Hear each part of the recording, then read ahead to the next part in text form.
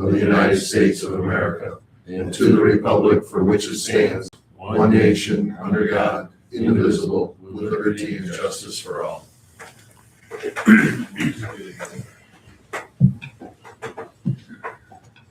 Recording in progress. So, going to the agenda. We don't have any guests. Everybody's online. Justin's with us. Floor minutes. Let's jump into the minutes. I move approval is written. I'll second it. Motion carries. All those in favor, signify by saying aye. Aye. Motion carries. Minutes are approved. Jumping into the treasurer's report. You all have the report, the dashboards provided by Dorina.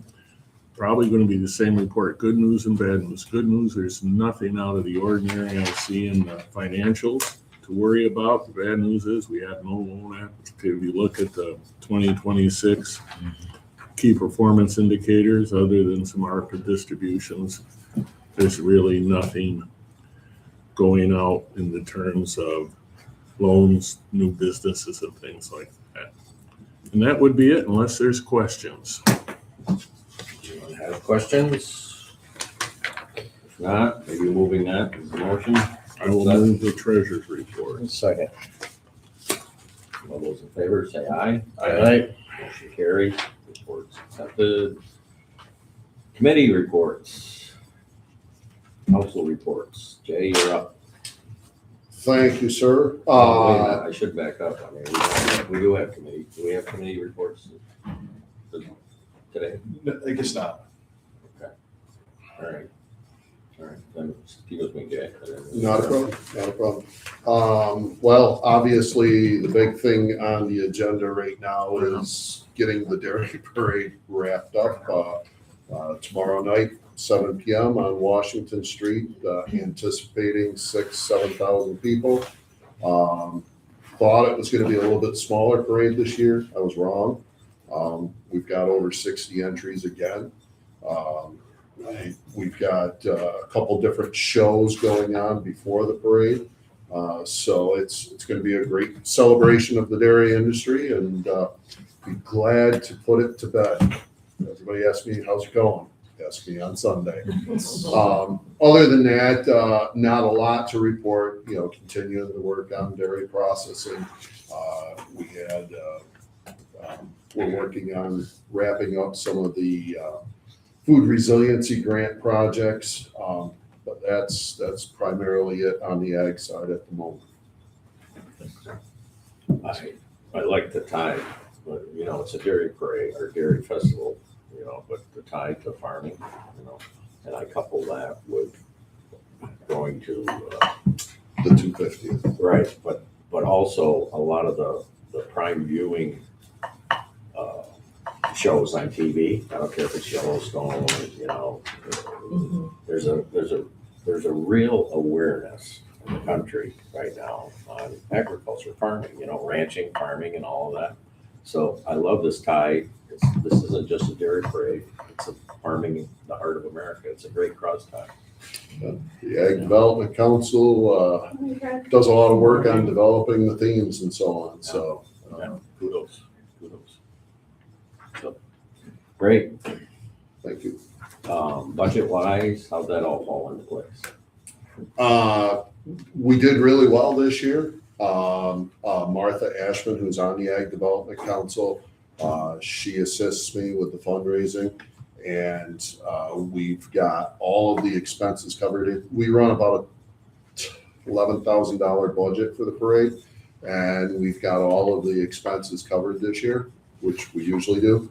And so we're doing well, really well.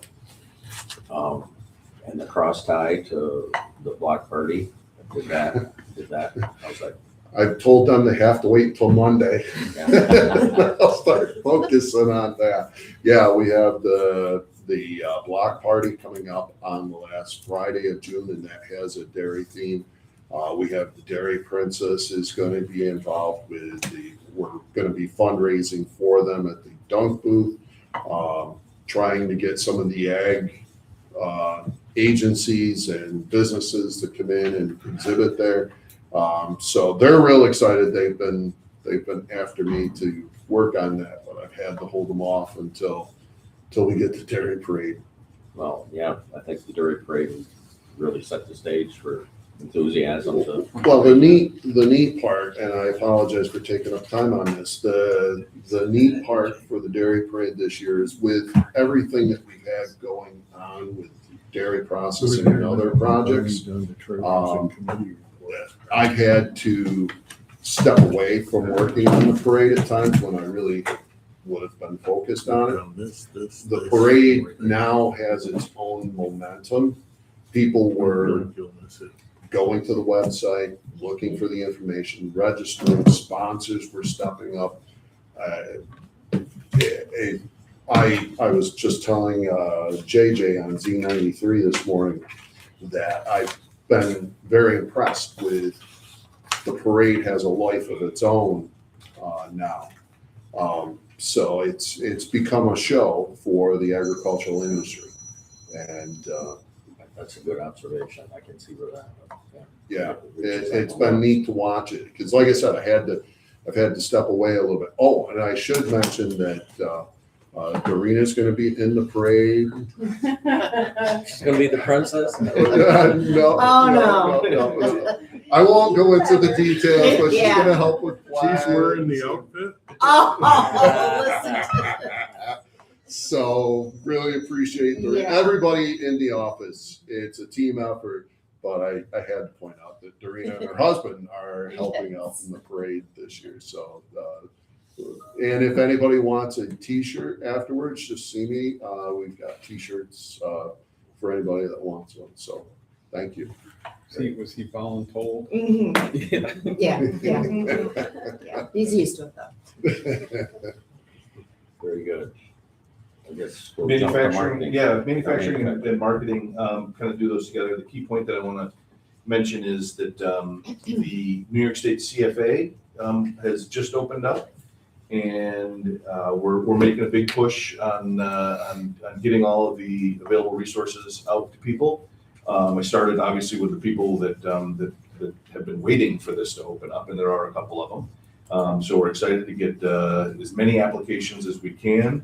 And get some of the CFA dollars headed our way.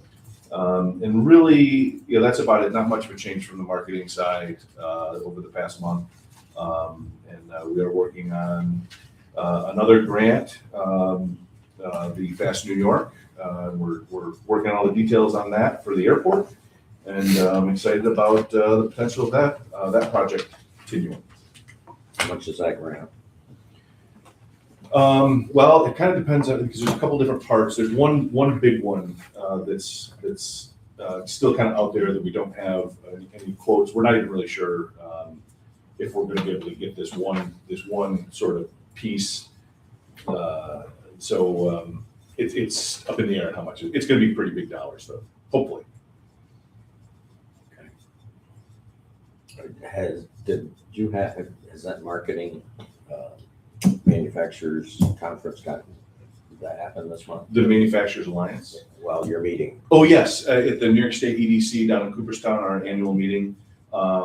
Some great speakers. It was, that is always a very well done conference. And some economists were there. This one gentleman, an economist, really sort of laid out our current situation, which appears to be one of those things where it's good for some and less so for others. But the EDC conference this year was great. Was his outlook on New York State or national? A combination of both. Was there a direct reference to the significance of Micron? Oh yes, Micron was discussed at length with Robert Petrovich, the Onondaga County IDA winning Economic Developer of the Year award. Well deserved. Could I just hop in for a second? Yesterday, I was able to participate in a presentation thanks to Lisa that Karen Peebles did. Karen is a realtor here in the county.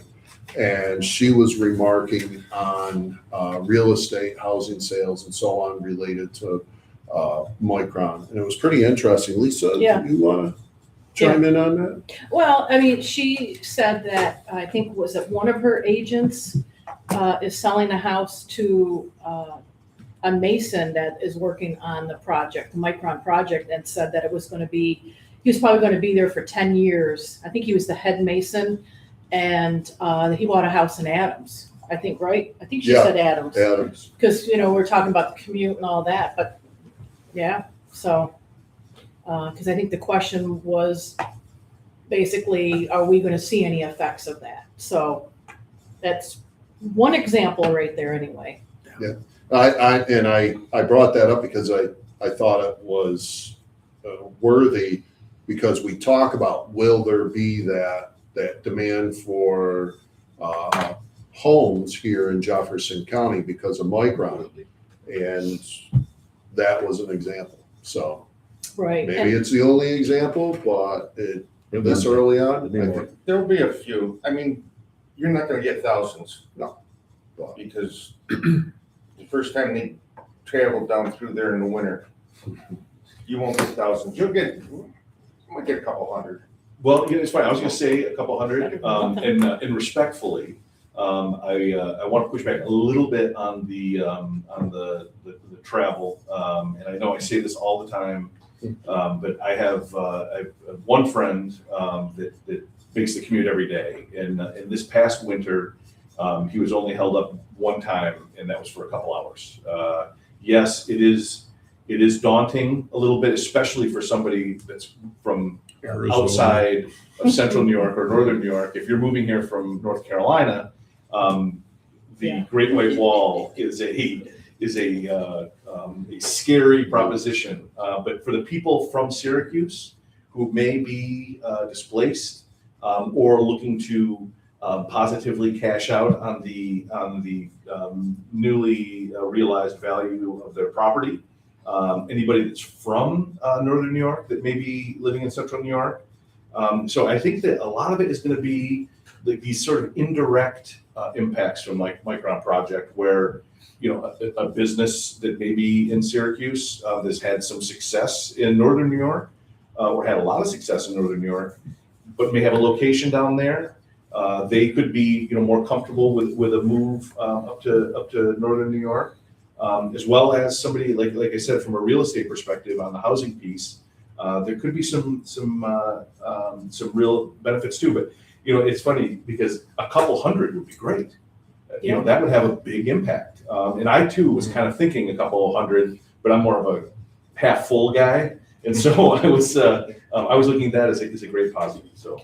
And if I could add just one more thing, Karen did say also that she's been working with her daughter and son-in-law for quite a while trying to find a house in the Syracuse area. And she said the houses are gone the same day they're listed, that they can't even get to it fast enough to even see it, but that there's usually multiple offers. And she said the market is crazy, of course, but it's different because we have more listings up here than they do. Mhm. And so that is a potential factor too, that if they can't even find anything for sale or lease, then it's possible that we might see some of those too, because, and maybe down the road, they'll move to Syracuse, who knows, but What's it's the average? interesting. What's the average time of a listing on a house? Up here, I thought she said 70 days. mhm. It's Something like that. higher than it was last year, so it's taking a little bit longer up here to sell. And I believe the value is down, was it 5%, 10%? Maybe it was 5%. Closer she to was- 5. Put out a few numbers that come from the state, and so she was explaining the changes just between last year and this year, so. I think that value piece is really where might be a good sort of indicator on this situation here, because and there was another family that I've recently talked to that's selling their house in Brewerton that is moving up here. Boy, it really maybe there should be some.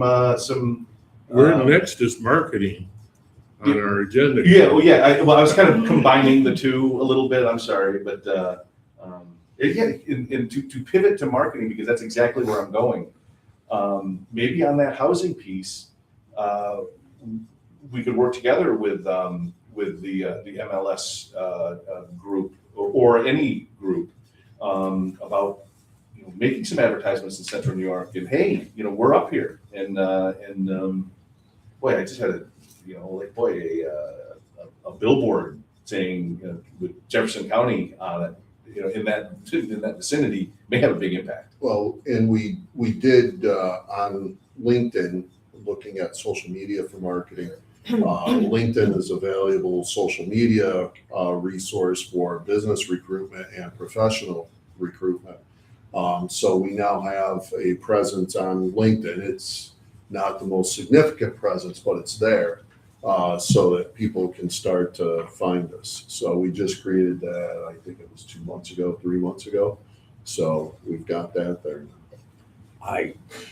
The 200, I respectfully I'm a lot more bearish. It's like, we've actually seen that just with the power transmission build out. The employment, the guys that are been working on those two projects, a couple $100 million. It's going to be profound. I think the micron bump out between the domino theory of housing, people cashing in the big money and relocating, plus the direct involvement with construction and employment down the road.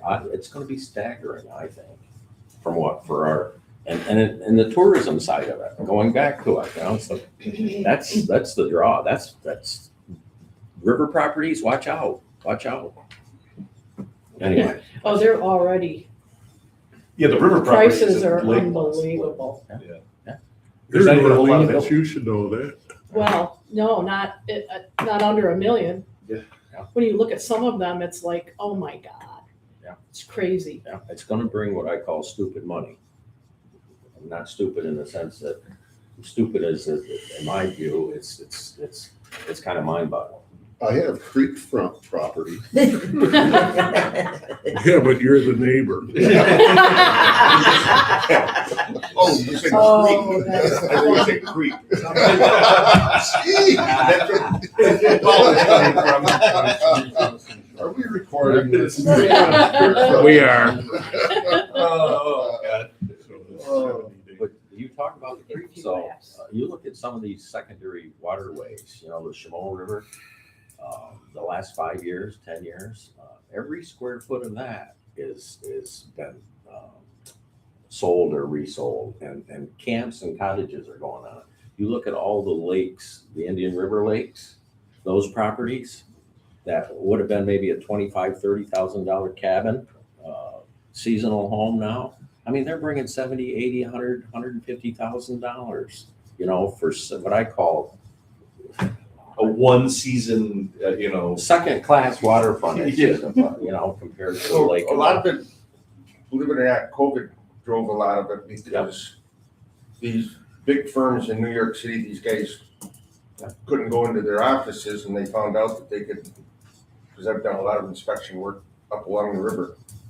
And these guys come in there and they're just buying up property. They'll buy a $700,000 house and tear it down and put a new $2 million place up. It's crazy. Give him my phone number, will you? The one guy says, his whole firm has moved out of New York. He says, we were renting one whole floor in one of the buildings there for $1 million a month. Mm. He goes, so now he says, when we have to go back there once a month, they'll go in and rent the Javits Center for one day. Other than that, they're working remotely. And in the past, it's been a struggle for some of those high-tech people for conductivity, internet. With Starlink now, it's from that remote place in the Adirondacks. perfect signal. It's a game changer. Anyway, enough said, I guess. Anything more? No. Marketing? Okay. What do we have for unfinished business? Anything? Council, nothing before us from council, right? LDC. All right, And no report. okay, thank you, Justin. New business. Could I just bring up something that has nothing really to do with this, other than when Greg left? Are we gonna do anything like a plaque or certificate for him after 25 years? We did a card and a gift for him. If the board would like something more than that. Or Yeah, even a frame certificate? I No. think for 25 years, I thought, he can add that to his, Yeah, he did get a nice gift, like I said, but whatever the board decides to do, obviously we would do. We did look a little bit closer at what our regs were on that, and they were a little tighter than we had played in the past with a board member leaving, and certainly not that it's a big deal, but. We are extremely appreciative for Greg's long-term commitment to this board. Is there a desire to have something done? I just say yes. thought, even a certificate of appreciation, I mean, you just print one out and you can get a frame, 8x10 frame or something, that certificate size. I just thought something like that, because, okay, if it was just like a couple of years, that's one thing, but 25 years is, for me, it's unheard of to be that on a board that long. So I just thought, And we have in the past done some nice gifts for people that were, on a little more pricey side. So why don't, we'll talk about this and Well, and how see what we about can do. I'll make a motion to do a certificate of appreciation in a frame for Greg. Well, we asked the county to do a proclamation for him. Easy Well, enough. that too, Yeah, good idea. that too. I agree, but even a certificate, when I look at what Greg has contributed for economic development beyond our scope, whether it's education, whether it's within this sphere of economic development, it's who better to be recognized? Who's a creditable, distinguished entity to get the recognition from? Economic development. Right. I think we should do something, desktop, There's a plaque, motion on the table, a so. little clock, Well, I think he said he already got him a nice gift. Yeah, we did. So I'm just thinking of a certificate, because some people, he may want that as a copy to, if he's gonna apply for something different or change jobs, that can be added to the resume. A lot of times those are attachments to show what your commitment is. So, I mean, I'm just thinking something like that might be good for him if he needs it. Yeah. So I've got a motion. Was there a second? Sure, who seconded it? I did. All right, well, all those in favor? Aye. Motion carries, great. I'll leave it up to, Yeah, we can handle that, absolutely. all right. Anything else under new business? Good point, Lisa, thank you. If not, I guess we can entertain a motion to adjourn. So moved. Second. All those in favor, say aye. Aye. We stand adjourned. I guess it's my turn. You're up, Call Bill. JCIDA meeting to order. We've already done the pledge. I don't think there's anybody here for privileges of floor. Minutes, is there any corrections or anything for the minutes? If not, I'd entertain a motion to accept them as presented. Second, Second. all in favor, aye? Aye. Any opposed? Treasurer's report. Much like the other, the LDC report, there's nothing really of note.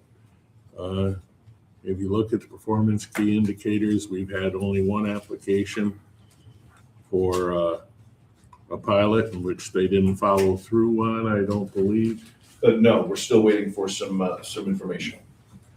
And other than that, everything else looks in line, including the capital resources section of the new, that the operating statement is in line with expectations for this part of the month, this part of the year, excuse me.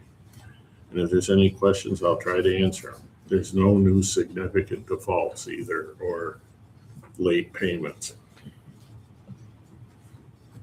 Okay. And I move the treasurer's All report. right, have a second? Well, one mic going, I'm sorry. We can tag team that. You gotta shut it off there, Bill, I'm sorry. Is there a second? I'll second it. All in favor, aye? Aye. Opposed? Carried. Committee reports. You're up again, Paul. Well, we had a solar or alternative energy committee meeting. We were trying to gain some information. We had some background information on the 4 or 5 utility scale projects that are proposed in the county. We're waiting for some guidance from taxing jurisdiction, being the county, on a couple of issues. And other than that, no decisions were made, and we have no applications pending yet to consider. And if you look down at the council's report, there's another solar issue with Shimo site, and that is about the settlement that was made to get host community agreements to the taxing jurisdictions, just finalizing the language to ensure that there was a concern about the fees to the IDA for the handling of the host community distribution. But that'll be taken up under council. If there's any questions, I'd try to answer them.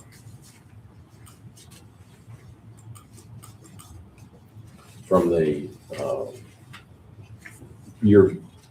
from your perspective right now, where the state's falling in as far as utility scale solar tax distribution.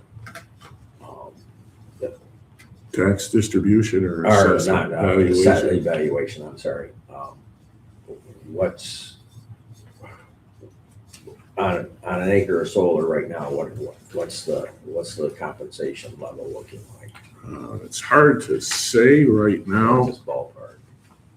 Well, we ran using the 2026 model. We have not enough information to do it on leased land, but with land, 100 megawatt, I think, was coming in the $60 to $70 million range assessment.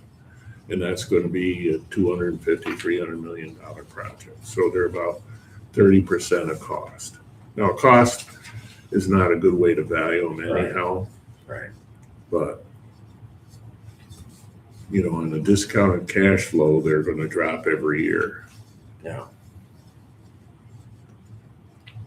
Okay. So And the battery piece is still broke, right?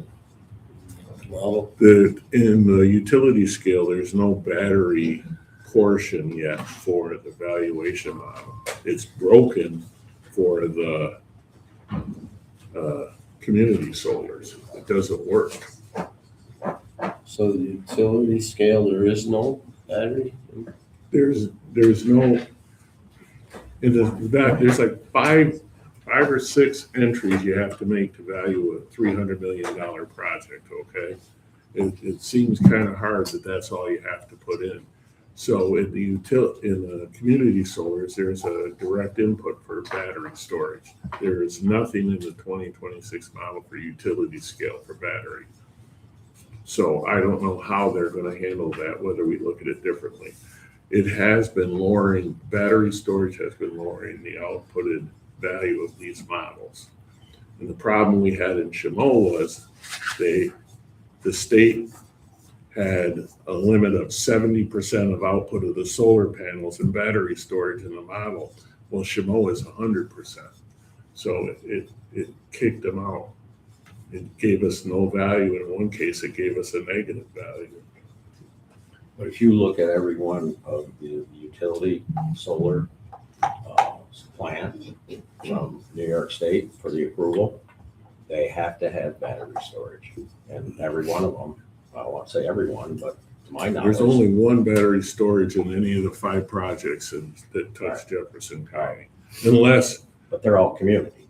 no, the utility scale ones, Sugar Maple's the only one that I know of that has battery storage as a component of the project, and that is located in Jefferson County. Now, limestone, I don't think anyone knows yet because that hasn't even made it to the very first step in the ORES process. Well, AES is telling the group in Shimo that there will not be battery. So other than sugar maple, there's probably none unless they modify their permit applications for battery storage.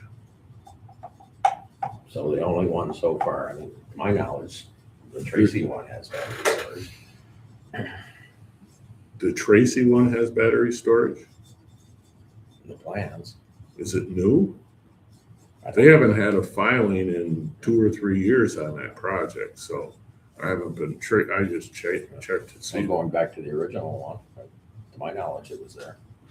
And they were writing that was a condition for part of the approval process was they wanted 20% of the output available in battery storage. Okay. I know Borlex has none and Riverside has none. I can look and confirm on that Tracy one. And there was nothing supplied to us when we met with AES about battery storage on anything other than Riverside, if I recall, but we can check. All right, just my question. All right, Paul. Unless somebody has any more questions. Any questions of Paul? Okay, if not, we'll move to buildings and grounds. John? Certainly, we had a couple of items on the agenda. One was an RFP that Marshall and crew had put together in response to our questions from the previous board meeting to help market the site at the county corporate park. Committee did review the RFP. We had some suggestions, and I believe, Marshall, the way it was left, you were going to make the revisions and send it back to committee. Is that correct? I made the corrections and I think we're ready to move forward with this. Okay. Really, I think the only thing was there's a little bit of wording and then the inclusion of the covenants. Right. Which are in this Okay. as well. So that'll be up for consideration for the board today. I would like us to take a vote on that right now. Okay. Which do we do? You want to do it now or? It's fine with me. The key point here is this is going to be the model for what we're going to use moving forward. There's not a whole lot of properties, but this would be the model for what we use to get some RFPs out there and hopefully get these parcels off our books. What's our plan as far as the schedule is concerned to put this out, responses and? I could put it out immediately. Okay. Ready to go. Do you have a list of potential Parcels? not Entities to send it to? Entities to send it to. We've talked about that, a lot of it being Jefferson County developers, but this would be a public doc and it will go out. Commercial real estate, developers, it's open for any applicants. Okay. Is it going to be on our website? Oh, yeah, absolutely. We'll also put it on our social media, and like I said, the LinkedIn page, we can put it up there. So I think it's a good thing to do. I'll move the RFP resolution. Second. So is this the one that's on the docket right now? Is this the site that Lundy was interested in? Yes. Yes. Yep. So would you expect a reply back from him? Possibly. Yeah, Possibly. possibly. I think Lawler would probably be a potential too. Or Possibly. That's a 2XL or whatever that is.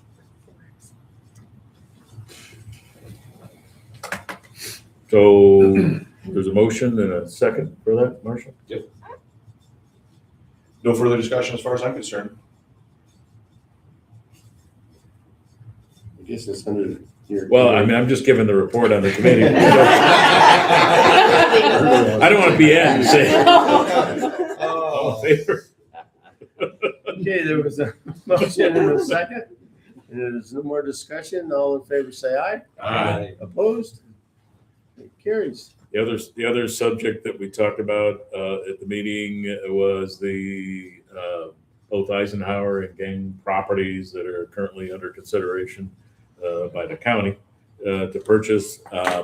Report on that is that the due diligence on the Eisenhower property is being completed at this point. We're waiting for final reports, which we expect any day now. Once those reports are in, then we can go for, the county will go for further consideration on what the outcome of that may be. But we would hope that that would all be settled within the next few days. We'll see how we go from there. There were some questions at the committee meeting about the site, our property down there. Subsequent to that, Marshall, Jay, and I met down there, took a look around.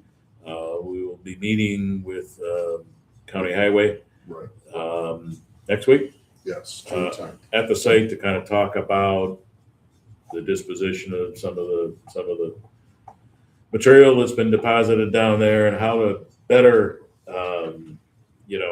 frame that property down there for future consideration, as far as marketing it and moving it forward. So more to come on that. I would also like to just take a moment to thank Highway for the installation of the gates. Yes. The gates are up. They look nice. Very thankful to Mr. Wazlewski and his team for helping us out with that. So, unless there are any further questions, that's basically what we talked about at the committee meeting.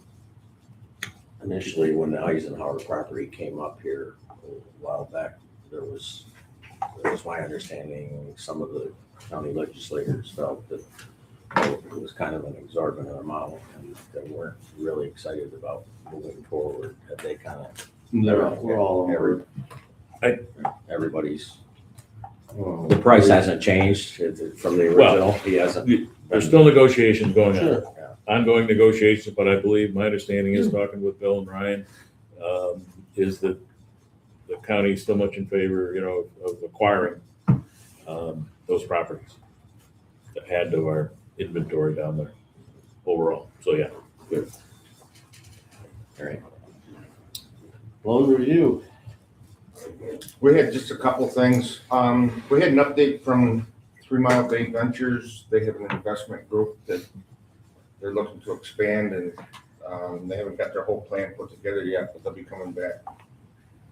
They're looking at hopefully within 12 to 15 months to be moving ahead, which is kind of exciting for that area. It's gonna be a nice, really nice layout. They're gonna be adding some actual rooms and, people can stay overnight. It's a hard spot to have big events because you gotta transport people all the way from Watertown or wherever. This is Sally Court. right? Sally Yes, Port, Sally yeah. Port, yep. And then, Is part of that plan with the idea that they'll be taking us out yes, Yes. upon completion? yes. Yeah. And their investment group seems to be very excited about it, so that's a good thing. We did go over we're talking about solar. Oh yeah, Robinson Road, they went bankrupt and there's a new owner, and I think where we left that was our legal was gonna try to track down. That is it. Okay. Do you have anything more? Not much more to add. Dorena, do you have any comments on Justin, I thought was Boy, doing situation. follow-up. Justin?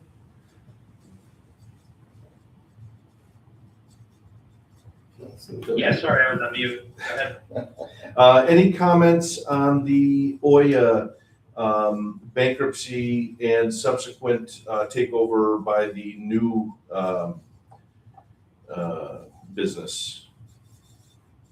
Yeah, sure. We talked about this during renewable energy, and kind of gave a bit of a download on the current status. At the risk of being a little bit redundant, I've asked them to provide the IDA with some sort of formal request for assignment for both projects, and thus far they haven't responded to that several times. So we talked about it a little bit in renewable energy, and kind of asked where people's heads are at in terms of next steps. If they're not going to ask for an assignment, they're remain in default. They haven't reported to you in several years with regard to Paris, and I don't know, despite asking, if they insure the IDA. So at this point, there's a spectrum of options. Ask them for a voluntary termination, undertake a formal termination, all the way over to the other side of the spectrum, pursue recapture. Given the circumstances, I think asking for a voluntary termination might be the better path.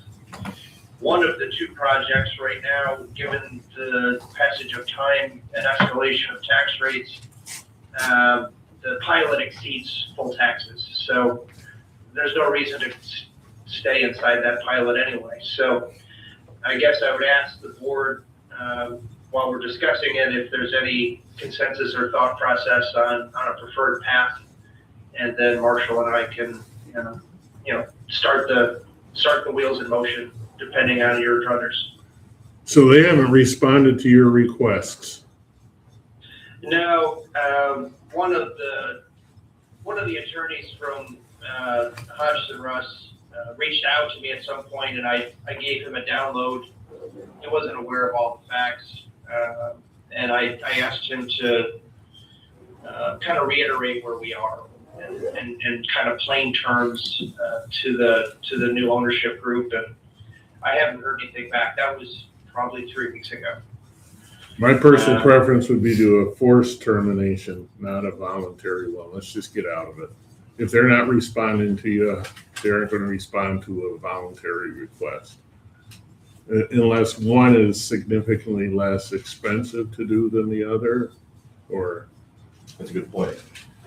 Just any comments on that particular piece between a voluntary or us doing a forced from a legal perspective? Well, procedurally, if it's a voluntary termination, they say, yeah, let's wind it up. That's fairly easy to undertake with an omnibus termination agreement that they voluntarily signed. You record, and the documents are all wound up as of that date certain, and then we let the assessor know that the project is no longer under the jurisdiction of the IDA, and they place it on the taxable rolls. An involuntary termination would take a little more time. The ironic thing here, which is kind of tongue in cheek, we didn't even know who to send a default notice to before because everyone was in the wind. Now we know where to send it, I think. There's a little bit of irony there as well. We're saying that they don't have control of the project, but we're sending them a default notice. But I think technically we need to put out a 30-day notice based upon non-reporting, non-insurance, failure to ask for an assignment. Let that burn off. They literally can't cure the lack of asking for an assignment. And after the 30 days runs, the IDA documents, which is a standard provision, include attorney-in-fact provisions where, in the absence of a response from the company, the IDA has powers to sign for them. And what that means is we can sign the other side of the termination agreement and record it. So it's probably about the same amount of time needed, but the latter option would require that time period to run off. So we can gauge their interest and utilize the fact that one of them is underwater already anyway, and hopefully come back with the path of least resistance and the least amount of agita, if you will. Okay, then I would say let's start with a voluntary. If they don't respond to it, let's take the force. Yeah, let's give them 30 days. I agree. If I could Justin, add- where are they in the bankruptcy process? Where are they? Are they in default? Are they in reorganization? Well, in terms of history, the bankruptcy was noticed to us, and this is, goes back, I believe in October or November of 2024. The bankruptcy court transferred the membership interests to this concern in March of 2025. And literally, they've shared their membership interest acquisition agreements, the MIPAs, and within them contained a specific contingency that they had to go to the IDA for a consent to assignment in March of 2025, and they didn't do it. They didn't pop up on our radar again until February of 2026, simply asking us where to direct a check for their pilot payment. So that's kind of how this came back to us.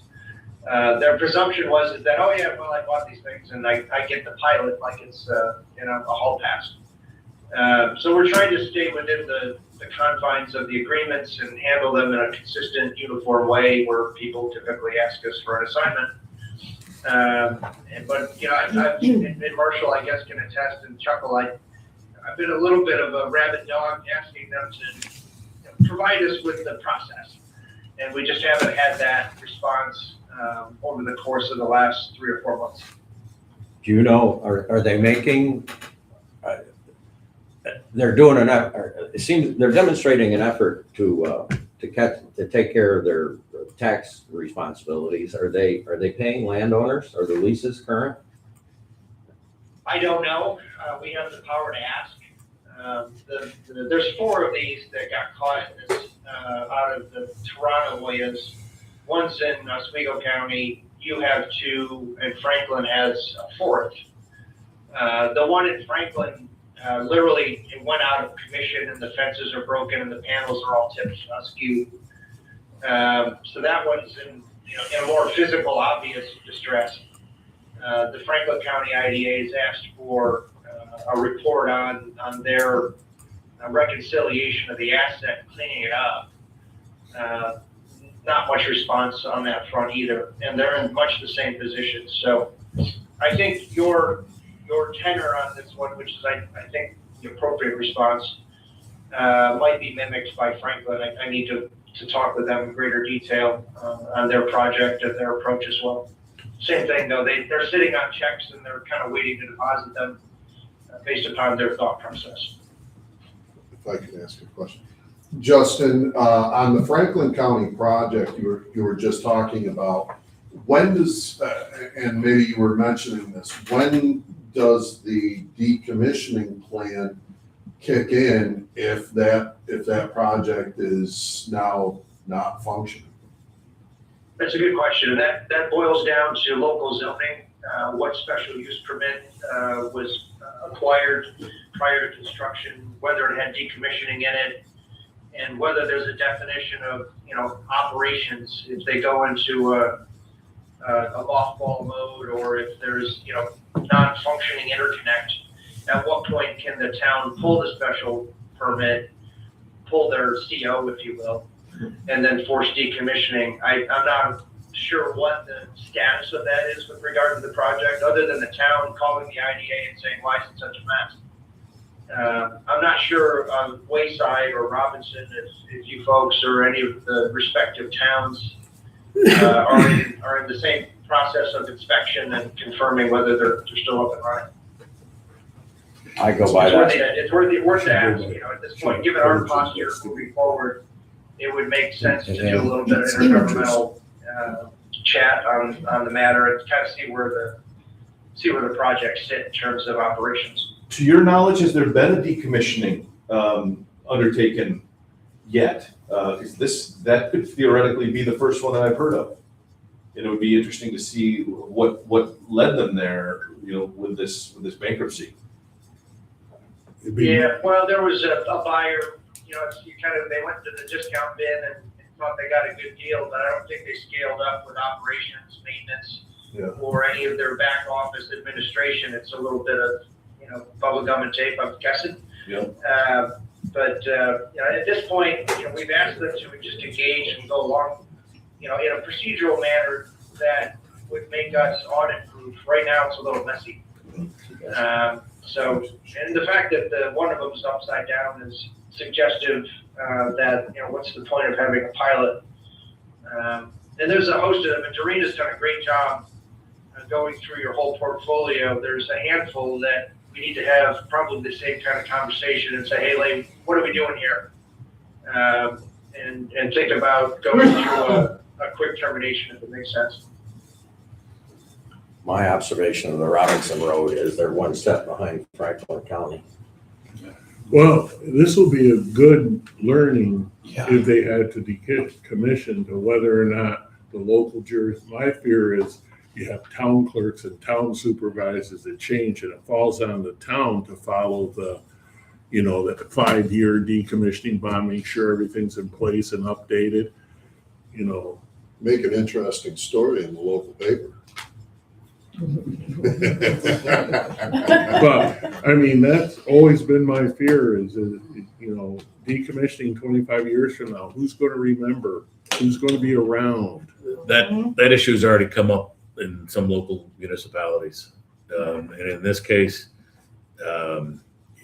it's concerning because I know that on the one Oya on Wayside Drive, that was done by the approval was done by the local planning board with no technical or legal assistance. Don't know yet whether or not there's a decommissioning bond that's valid, still in place.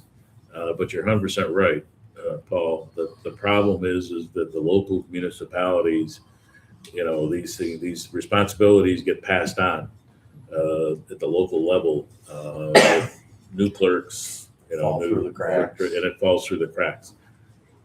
It already has, in one case, still trying to investigate what may happen with this particular model in the town of Pamelia. But that's a real issue.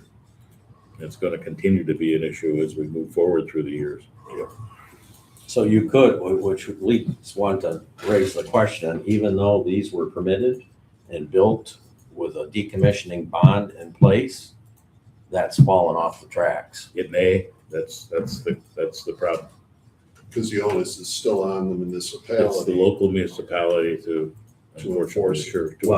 But even then, is that pool of money in a bond? Where is it? Well, and that's part of the issue is making sure those are still in place. Generally speaking, when you ask time frame, ones that we've handled, usually decommissioning comes into effect if that project has been out of commission for a year or more.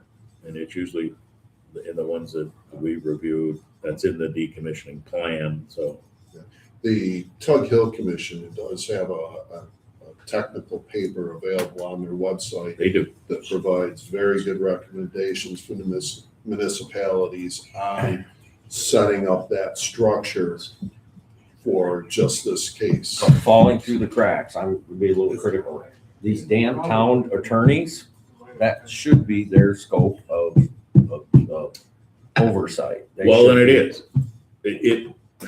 Yes, you're right. It should be there. When the time comes and they can't, guess what? Where's the bond? Where's the money? It's like somebody's town attorney wasn't doing his or her job. Well, that's, How many town attorneys do we have in Jefferson County now? 2? Yeah. I mean, and most of the towns are not going to want to have an attorney following that year to year to year and getting billed for it just out of the pure financials. But you get different town supervisors, different town boards, different town clerks, and you're right, it's going to fall through the cracks.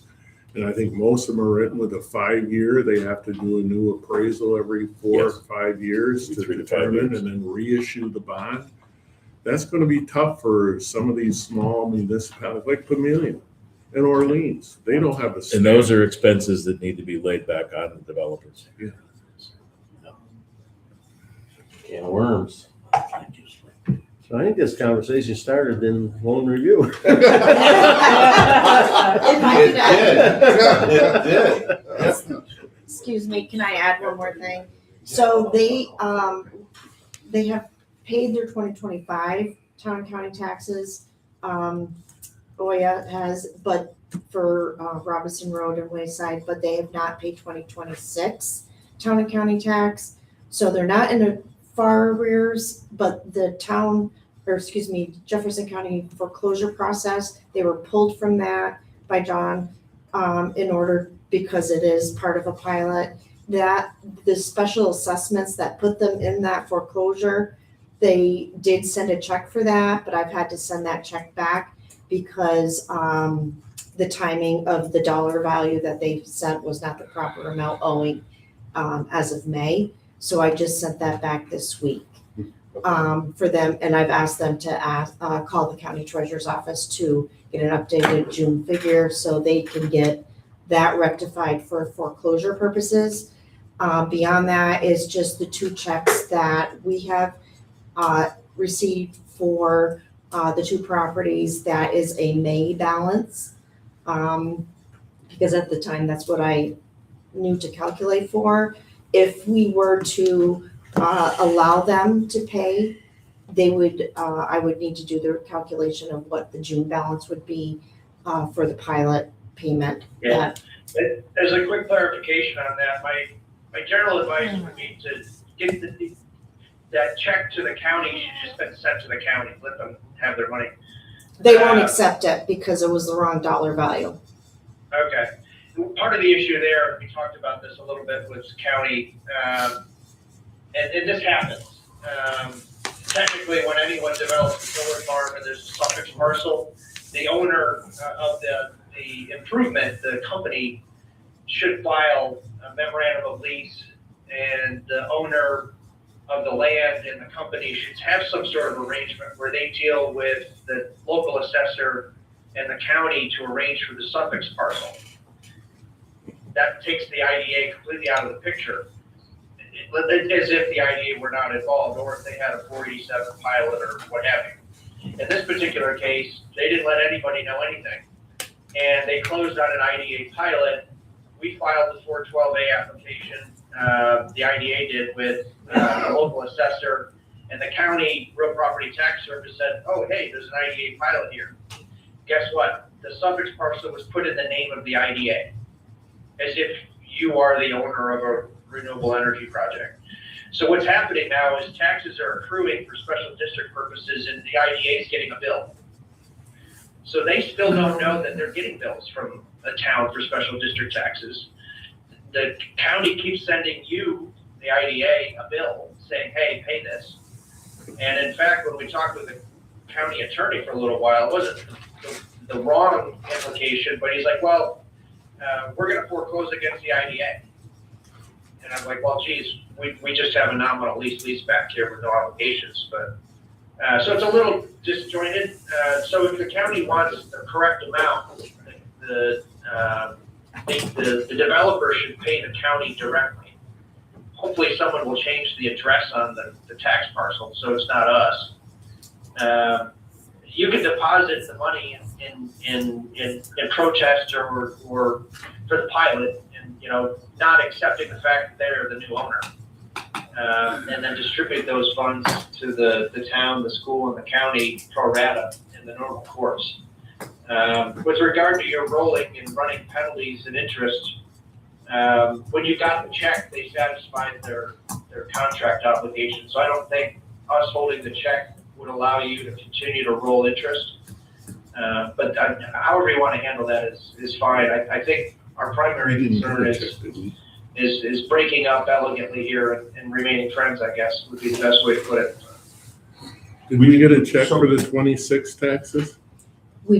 Yes, we did receive. They want us to cash it, but I refused to cash it because I didn't want it to imply that we are accepting them as new owners. They're part of the pilot. And we can indicate as much within our default notice if we send them a formal communication, certified mail. We're not going to put them in default for lack of payment at this point, but it's reporting, insurance, and lack of assignment requests. So, and at least one of those they can't cure. cash the check and get the money out the door, I think would be a service to the taxing jurisdictions who haven't been paid since February of 2025. And, whatever you can do to direct traffic to get the county made whole for their arrearages. And they didn't make that check to you, did they, or did they make? They did make it to us. They did make it to IDA, and I told them they need to get to Jefferson County Treasurer. Exactly, you're not supposed to get into the middle of special district taxes, they're not, part of your programming, so. That makes sense for them to direct it in the right amount of penalties and interest that are probably different from January or February when they first started talking about this. So the check is wrong on two fronts, the Correct. amount and the identity. Correct. So even if we could fudge on the amount to get the cash out, we can't because it's who it's made out to. So on a selfish note, we're running attorney fees and everything on this. How are they gonna get reimbursed if these guys just say, Yeah, but that's part of the conversation, the closeout of this thing in the normal course, they would pay for attorney's fees, but I guess we'll have to cross that bridge when we Yep. indicate that. And we have cleared it up with the county attorney on the ownership and where to send that one little piece there. Kind of important. If it pleases the board, Supervisor Crump has a related comment. Would you want to go ahead and, If it's permissible. yeah, please. One thing that I have on my radar, I don't know if you're all aware, but we have quite a substantial potential site coming up in the town of Wilmot, town of Crockett. And we've kind of been pushed to the side by the state because of the size of the project. So at the local level, our hands are somewhat tied on how this goes forward. But one thing that I have on my radar, and I'm not getting good response back, when this project was originally promoted, applied for, it was a 75 kW project. All of our decommissioning bondings and everything that were done at that time were done off a 75 kW project. This project has now been redesigned at 125 kW project, but none of the decommissioning bonding or anything has been changed. There has been no reapplications. There's been no nothing. And I can get no information back from the state on if this is going to be required or not. Well, obviously, the site is going to be 65% larger than what was originally applied for and permitted. Common sense tells you decommissioning is going to be 65% more, not even allowing for inflation over the period of the years. That might be something to consider on future projects coming before use. That if that should happen, I think the decommissioning bond is going to be way, way off base if this new site of ours ever has to be decommissioned. I don't believe there's even a drop in the bucket of what it's gonna cost on that bond by the time you consider inflation and the under rating of the site on the original applications. So that's just one concern that I'm watching on this one and trying to garner information as to what can be done to maybe offset that before the project actually starts.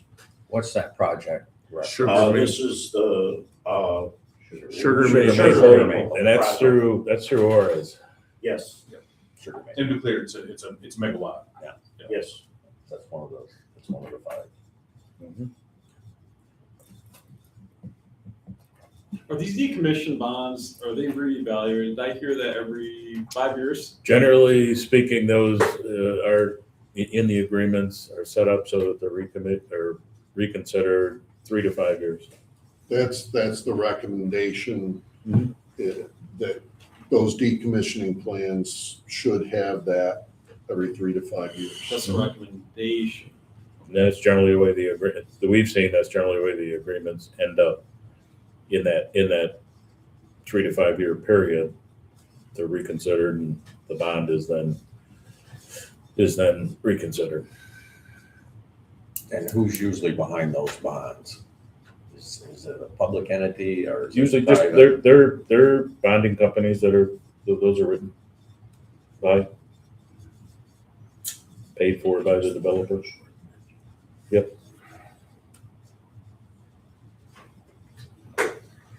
That's all I have. Thanks for taking that, Dave. Nice committee report. On the, hang on to unfinished business. We got a item convolt deposit allocation. Yeah, so in your packet, you'll see the Convolt initial deposit on for our settlement and how we're going to be breaking this down. We're going to first, that will be reimbursed will be the legal fees to date on this. And then there's the remaining funds and from a pro rata standpoint about where these monies will go. And as you can see, JCIDA taking the 48, and then potentially sending the other remaining approximately 11,000 to the Sackets Harbor LDC. And just wanted the board to consider that breakdown. There are a further outstanding bill for the LDA that was done prior to the improvements that were made on the site at the airport, and that is a pretty decent sized chunk there, approximately 35,000, I believe. And how we want to handle that is up in the air as well. But any recommendations that the board has on how we break down this deposit and where monies go.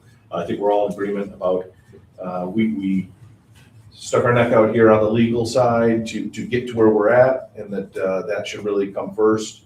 But then how we break down this remaining funds is up for discussion. Are these legal fees directly related Yes, to this suit. the suit? Yep. Okay.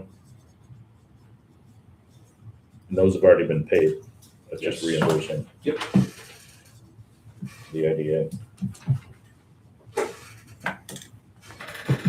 Yes. So this was our first sort of stab at it, and we welcome any guidance from the board. I'll make a motion that we go along with that distribution. I'll second it. A motion and second. Is there any other discussion? Any other comments? No, all in favor, aye? Aye. Opposed? Yes, that carried. Thank you. New business, council. We have one resolution to discuss. Does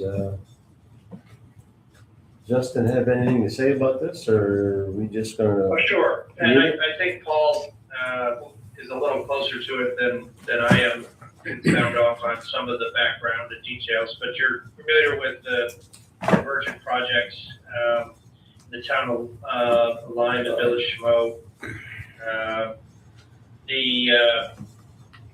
The projects are developed by Northern Solar Farms.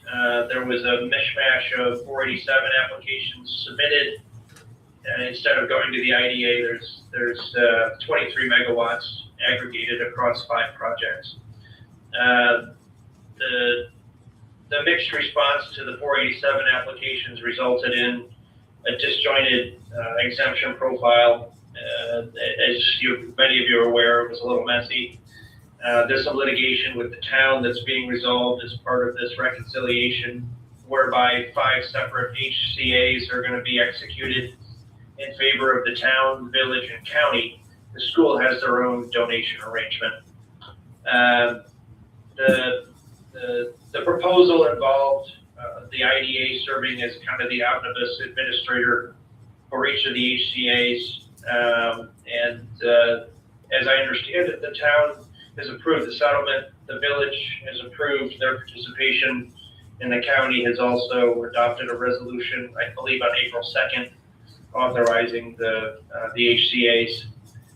The IDA's role is being proposed as simply as an administrative role, no direct lease back, no IDA inducement, no IDA financial assistance, merely collecting and remitting.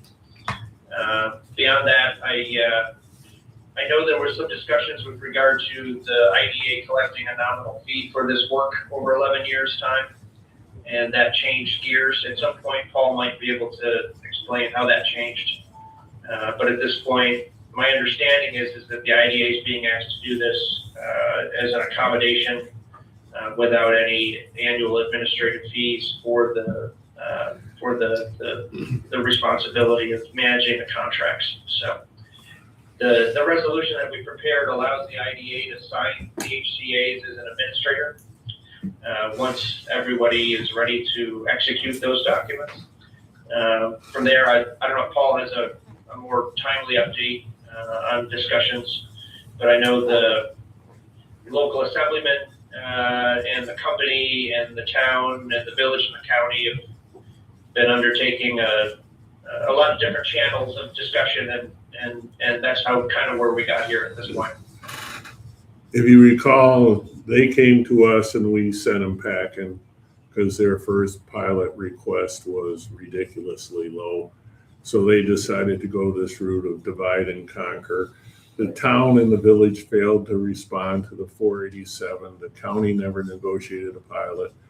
And Bill, in his leadership role, decided we got to try to collect taxes from all these projects that aren't paying the county or any taxing jurisdictions money.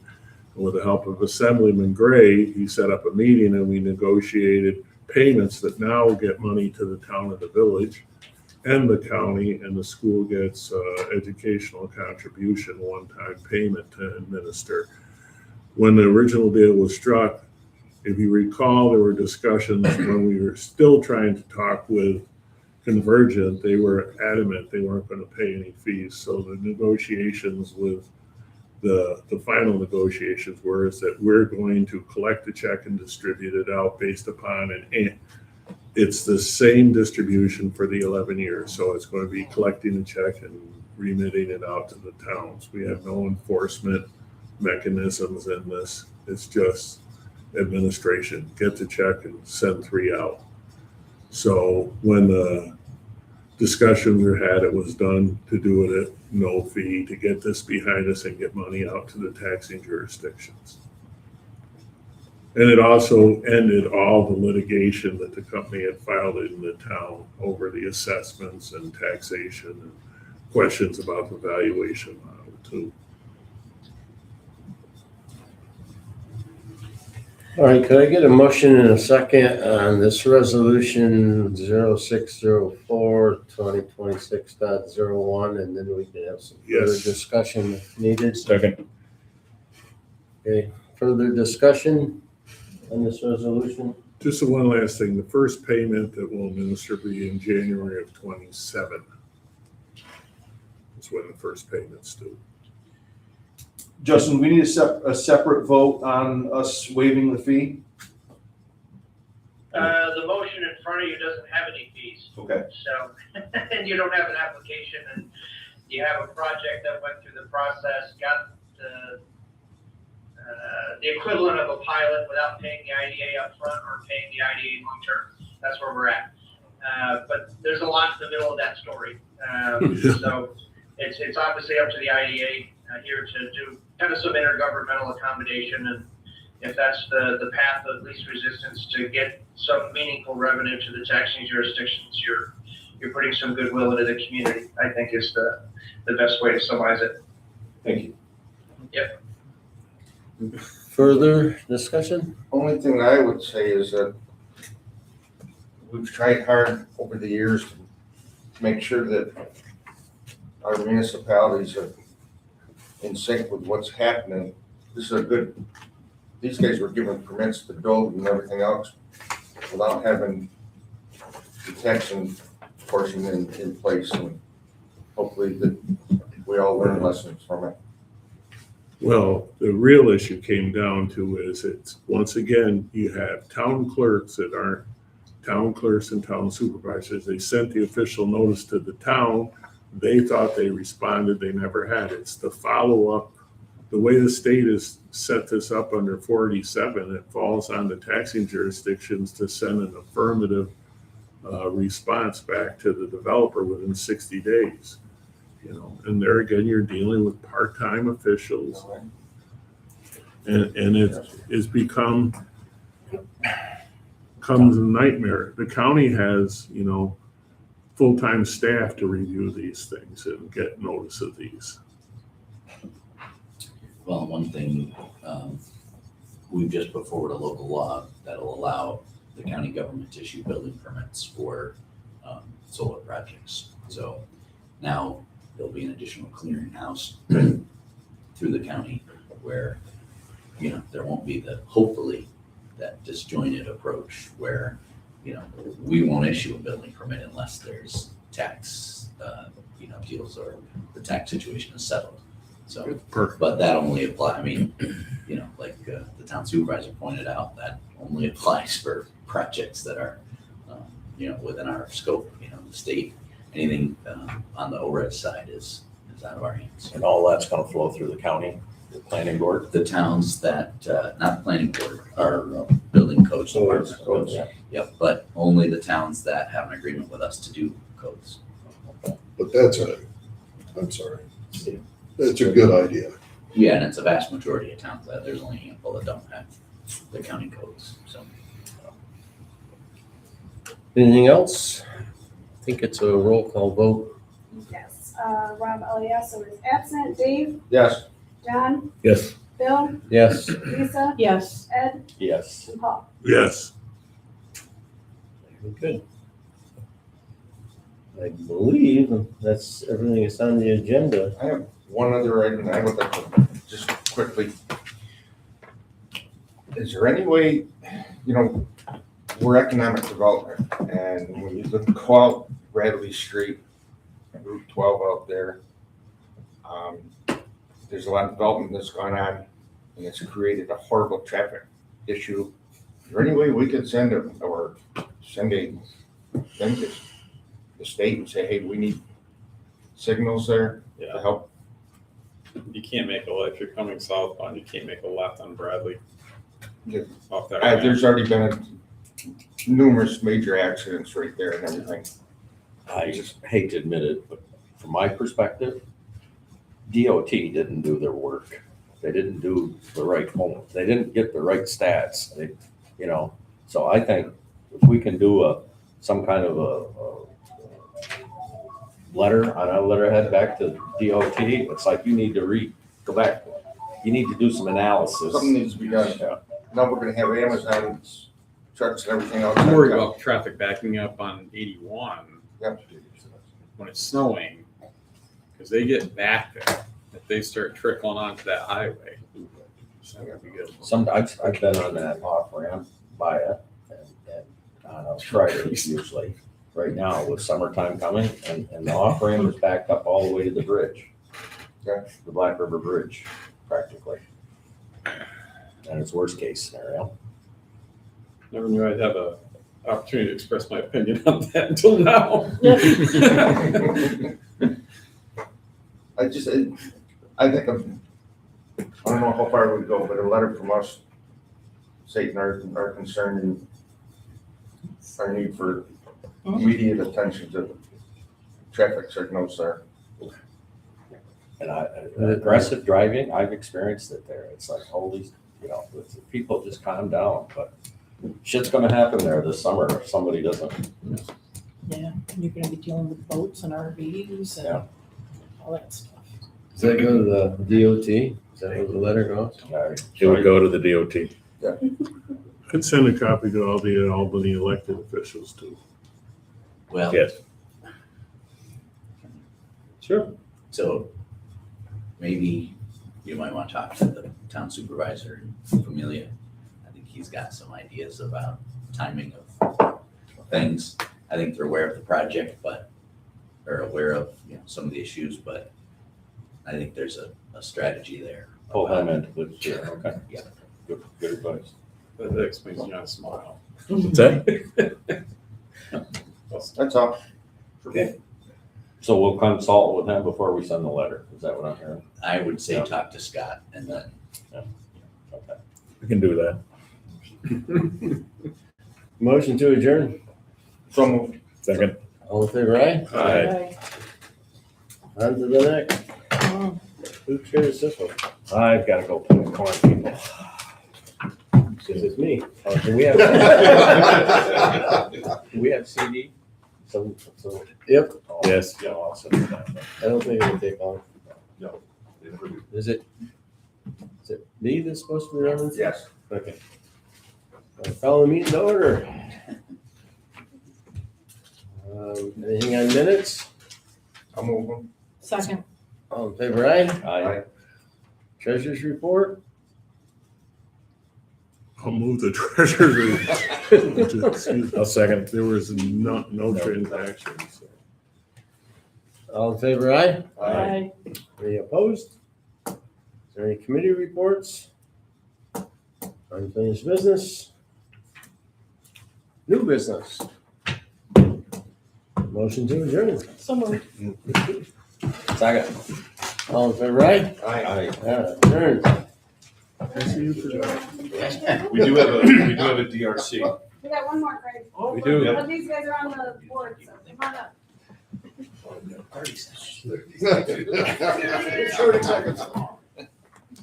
Have you reviewed the first permit for Sugar Maple on the decommissioning part with permits? Yes, that's where I come up with the 75 megawatt size.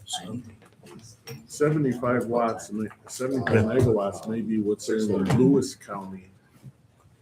Because Saturday is our next one. there's a 20 megawatt you, John? battery and like 35 Sarah, can you megawatts. hear us okay? That is me. Lewis In- County. In, Yep, sure can. Wilma. in Wilma, we're Yeah. getting the battery storage. Yeah. Yes. But I think the decommissioning is in there. See ya. Thank you. Senator, You'd have to check back If if it it was. was, I didn't see it. I just worked off the figure that was I don't know. that scared me when I see it. Well, I think decommission, we're all gonna be on the other side of the grass. Oh, absolutely. When it happens, But but you don't wanna leave your. Somebody's got to deal with it. Yeah, absolutely. My kid are great. We'll call the DeFerrier Redevelopment Corporation meeting to order.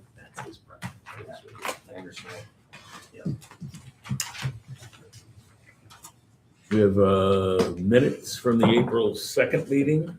Here a motion to. So moved. To a second. Second. Any discussion? All in favor? Aye. Aye. I don't believe we have any committee reports. We want to welcome Supervisor Crump and Mayor Dutton to the meeting. Thanks for coming. I believe the unfinished business would be a DeFerrier update. We also have Sarah Bullock with us online. Welcome, Sarah. I don't know, Ryan, would you like to lead the update? Oh, boy. I don't think there is much of an update. We've more or less closed out our contract with the demolition group there. I think they're coming back just for a few, pickup items, but more or less that's complete at this point. There was a perimeter walk, I don't know if Yes, there was. you guys were able to participate, and we're getting quotes, or if we, I'm not giving the best update. Did we do the fence? We've got quotes for the fence, or we were working on that. Yeah, you had Spike and a few people out there, and they were gonna. They were there. Hit areas Yep. and mark areas and. So we've identified what we want to close and what we want to leave open. There was some discussion that got back to me. The village had requested about using that parking lot that has been continued to be used. I mean, I talked to the county attorney, but the general consensus was we felt that would be, certainly something we want to help facilitate. So I don't know, Bill, but other than that. Have you received, one key thing here, did you receive the documentation of the substantial completion? Yes. Okay, cool, that's great. And I did get a little bit of an update from Jacob. So they remobilized the site. This was as of May 20th. They had remobilized the site to pulverize some larger material. And they were expecting to have withdrawn from the site by the end of this month. But the key point here that I most wanted to touch on and just make sure that everybody is aware of, NYPA from their nuclear RFI has been foiled, and so in related news, they will be disseminating the sites that were submitted for the NYPA RFI, and that will very soon become public information. And how that potentially affects the Farragut, we will wait and see. But I did want to make sure that everybody was aware that is coming, and that there may be some publicity attached to that. So it's something that we should be thinking about. But this is everything will soon become public, and the fallout from that will be interesting to see. So, pardon the pun. I think the only other update item would be, we did have a meeting, Ryan, at the county. And Mayor was with us. And I think there was some discussion on a couple of the smaller parcels. One being the old post office site, and the other being where the flag is and sign. Yeah. And I don't know if there's been any further discussion on that, Ryan? Yes. I gotta recall. The county attorney's advice was that we put it at auction, and the village has a very good chance of getting it at a very good price, because you'll likely be the only bidder. Right. That was the advice. Then again, we're having our auction in a couple of weeks, and I don't think that parcel's on there, so I'm not sure where that stands. More to come on that? Yeah, I guess, I'm sorry. But essentially, I think, suffice it to say, the county is not interested in holding that property, and we are interested in getting it to the village. We want to make sure we do it in the most legal, effective way for you guys. So if we have it appraised and try to sell it at appraised value, that might be frankly higher than what you could get it at auction. So that's the thought process, I think. Okay. I think the people who live right next door to that, they really would like that property. Oh, So, and then, what I understand, it goes on auction, it was supposed to be June 16th. Yep. So. Is it on the auction for this year? I'm not sure, they were what. I believe I seen it out Okay. there because I'm earmarking Yeah. the properties that I want myself, and Okay. I believe I seen it. Did you see that? Sorry to interrupt, the LDC, if DRC is involved here, has an interest in it, the county, under the LDC statute, has the ability to have a public hearing on 10 days' notice and surplus it for $1 to a local development corporation, if that's the business plan. If there's a desire to get it into the hands of a local development corporation to undertake future development, or even act as an intermediary for a third party in a neighborhood. There's a way to do that outside of the in-rem proceeding. And going a step further, the county, as the current owner of the former mill properties, the way that was going to get to the DRC for redevelopment through NYSERDA or otherwise, I think now we're focused on otherwise, would be through the same process. The county simply has a public hearing and decides to surplus it for whatever dollar amount the parties think is appropriate, whether it's a dollar or otherwise. So there's just, the point is there's a way to do it without worrying about highest dollar, fair market value, appraisals or otherwise, or bidding even. The property could be directed directly to DRC to handle future either surplusing or development. What street is that on? It'd be Anderson, Addition. Yeah. according to Anderson and Parker. 610 Anderson We'll look Street? into it. We want to get you the property, okay? We don't. Is that it? Okay. Yeah. No. Yeah, I can talk to John Sapp, we can walk through the process. I was just gonna say, why don't we get the attorneys That's the together, only street. figure out how to do it, Okay. all right? Fair enough? Yeah. Sarah, do you have anything to update us on? Yeah, actually, a couple of things. I just wanted to, I sent an email to Marshall earlier this week, but your minutes reflected that I talked to the CIDC about them taking ownership of the property instead of the DRC. I did not talk to the CIDC. I did run it by Marshall as an idea.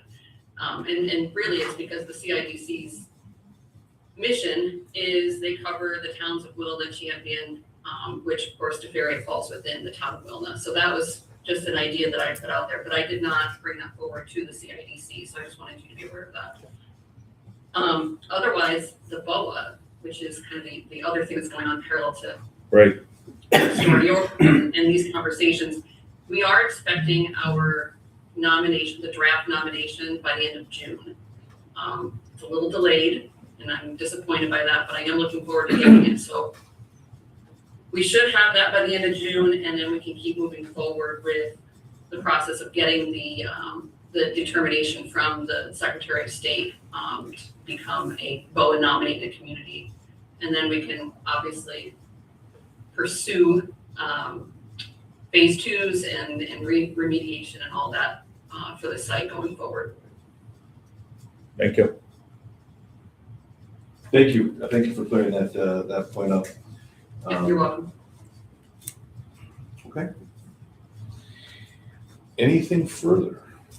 There's two things, I guess was overlooked, is there's some large tanks that are going to have a lot of water left over from the sewer water project on the mill property. And we're getting ready, we were supposed to spray this week for mosquitoes and black flies and whatever. Of course, it was put off because of the weather. But it's a major breeding ground if those tanks are left. I don't know, it was oversight, but there's lots, I guess they're, I not personally seen them, but they told me that they're large, right off 3A. And I guess a moose fell into them a couple of years ago. Oh, yeah. that's, Yeah. So yeah. I don't know. Is it- That's the treatment Yeah, plant, okay. Yeah. is what she's talking about. Yeah. It's, Dave, if it's okay, John. I believe that I don't know if Jefferson County Soil and Water sells them, but there are tablets that you can get to put in standing water type basins to control the mosquito growth and so on. Are you familiar with that, Dave? Yeah, but you might even get them through cooperative extension, Yeah. or, yeah, News they should be able to tell you. This is not an expensive. Well, I wanna make it relative to the size of the basin. I don't know how many you'd have to have depending upon the amount of gallons of water it holds. But we can at least look into it. That would be an easy, hopefully, temporary control. Yeah. They need to be filled in eventually, I would. Yeah, they do. It's, if memory serves me right, they were 250,000 gallon clarifier basins, each one of them. Oh, that's not too bad. They were, And how many? memory again serving me right, I'm going back 35 years, there's three, there is four? Okay. I'm just looking at them. Yep. I can, if you want, I can reach out to, the agencies that possibly would have this. I don't know who would be in charge of taking care of that, but I can at least start to do the research on it. Why don't you do that? And then, Thank you, boss.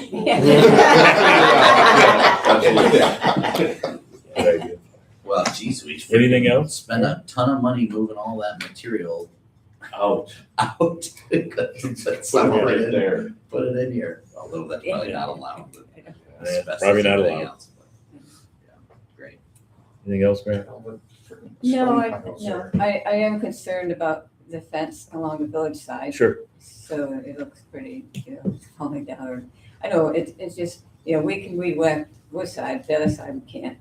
So it's just kind of unsightly at the moment, but other than that, we're moving forward. Supervisor, anything? No, not that I can think of right now Okay, on this particular show. all right, We're kind of in limbo. we are. I don't think we have any new business to address. Real quick, does the village have keys or access to get to the other side of the fence? I'm not sure, I think our supervisor, I'll ask our PW supervisor if he does. I Okay. think he does. If you guys wanna weed whack that or spray it or do anything on our side of the fence to keep, just visually make it look good, just track your hours and bill us, we'll. Okay. I We're would not gonna assume send they a do crew have down keys there. because there's still wells up at the back Oh, yeah. side of the hill Right. that they have to get to. Yeah. There's still wells there, so someone's got keys to get in the back gate. Okay. I think that's, I have a key to international that paper. gate. I still have access the It'd same way I probably got be in easier there for your 35 DPW years crew ago to just without whack a it key. than for us to Wire go cutters? jail. No, Yeah. no, there's three. There's one place it can be. Anyway, all right. Hearing, nothing else, motion to adjourn? So moved. Second, Second. all in favor? Aye. Thank you. Mr. Crump, is it? Yes, sir. You're out? You're done?